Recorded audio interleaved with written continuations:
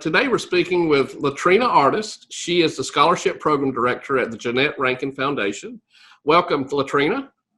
Thank you so much for having me today. Yeah, thank you for spending time with us this afternoon.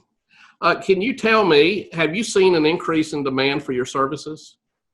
We have, but I know with this the nature of this, but I really want to say, I guess to the masses, I want to thank you, Give Back. Before I say anything about what's going on with us, I want to thank you guys for doing the amazing work that you do and making it possible for, just sharing your gift. I mean, because it takes a kind-hearted person to be willing to give of their funds to a nonprofit. So let me just say thank you for that, really from the bottom of our hearts.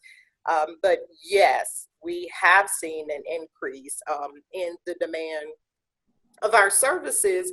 And if you don't know, what we do is we provide scholarships to low-income, non-traditional women going back to complete their undergraduate degrees.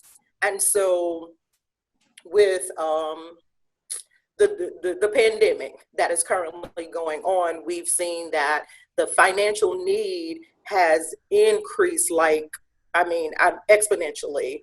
And what we've seen is that the support that our scholars are needing, and what we call them, John, is wraparound services and support. So things that, say for instance, because since we provide a scholarship, that's normally tuition to the school.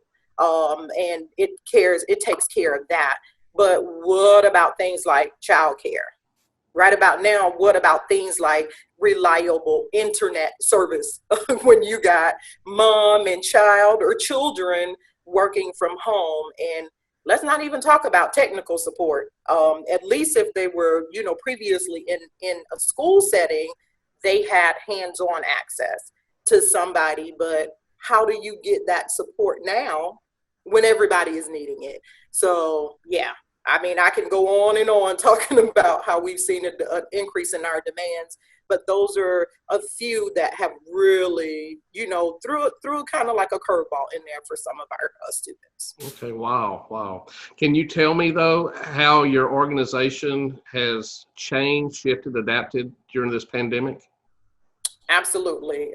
So one of the things, financially, some of our scholars, we call them scholars, they were already only working a part-time job. And so think about, for those individuals, if you're already only working a part-time job, but now to be furloughed, so you have no funds coming in at all. Now, some of them have been able to get support from their colleges. But unfortunately, not all of the colleges are providing that support. So I won't get on my soapbox about that. But what JRF has been able to do is actually provide a scholarship stipend. Matter of fact, not one, but two.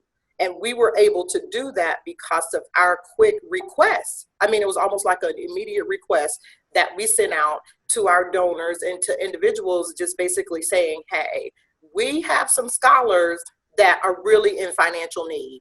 Can y'all help us meet this immediate need? And so again, we sent out our first check in March, let's back it up. We sent out our first check in March, and we were able to come out and send another check directly over to the scholar, not to the school, but to the scholar, that it could be utilized for whatever.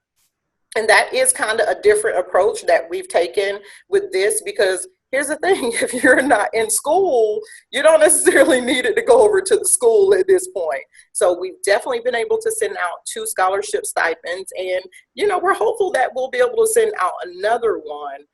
But something else that we've done, John, is actually started a Zoom meeting with all of our scholars. We're national. So this has allowed us to be able to pull all of, I call them my sisters, together in one place. I mean, I hate that the pandemic has caused it, but it has afforded us that opportunity to kind of shift how we reach out to them, and just being able to pull them together. And when I tell you the support that they give each other during, and we only do it for like an hour because, again, they're managing many hats.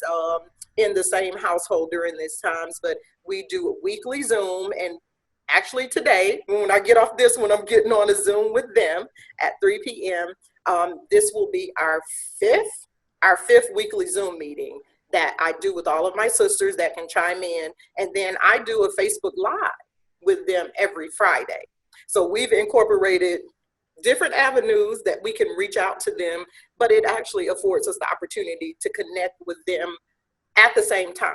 Because just thinking about if you're on the East Coast and the West Coast, speaking of which, that's one of my sisters calling. I'm even at my phone. But it has afforded us the opportunity to be able to just really connect and reach with them via Zoom, via Facebook Live. And I mean, sometimes we even FaceTime if I need to, whatever I need to do to get them going. That is awesome. That's great to hear. Finally, LaTrena, what do you need from the public right now? Listen, John, the need, it continues to increase. I mean, and we, I'll say money off the top. But what I need is oftentimes we get donations from individuals, but it's kind of like a restricted gift. And so it primarily goes solely to scholarships. And don't get me wrong, please hear me. We're grateful for those individuals that send that amount over, but we need funds that come in that can be utilized for things like what we've sent out, that scholarship stipend, is almost like an emergency fund. So money that we can take and now give to scholars that it will not, that won't restrict them from how it can be utilized. So, as a scholarship stipend, also just thinking about that, and as we think about the scholarship stipend, we also need, I shared with you, a lot of these students don't have access to a good computer. So what if we had an organization that could step up and provide like laptops to our students? So I mean, just begin to even think about beyond the dollar, the other things, like I said, like a computer, and then even thinking about with their kids. Some of their kids don't even have a good computer. More importantly, internet access. Even if they had the computer, what we're finding is that some of them, they just can't even afford to pay that additional money to get a good internet service, because sometimes there's an internet there. But yeah, so just, funds to help with things that a non-traditional student will have. Things like thinking about childcare. Now, really now, there's nobody there to provide childcare because unfortunately everything, but just trying different ways to be able to help those students navigate. We don't even want to talk about rent. If you don't have an income coming in, you can't pay your rent. You can't pay your mortgage. Or what if your automobile tears up? I can keep on going down the list of things that we need from the public. But again, if I had to sum it all up, it's just funds that we can take and utilize for things other than the scholarship. Now, we need the scholarship money, so we want to definitely support them in their endeavors to complete their college degree. But it's challenging for a student to be able to think about their schooling when they don't even know where their next meal is coming from.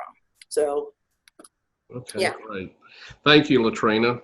LaTrena Artist with Jeannette Rankin Foundation. She is the Scholarship Program Director. I appreciate you being here with us today. We'll have your contact information at the end of our broadcast here, and keep doing the great work that you're doing. Absolutely. Thank y'all for doing the work that you're doing to help nonprofits like us. Awesome. LaTrena Artist, thank you. You're welcome. Thank you. Have a good day.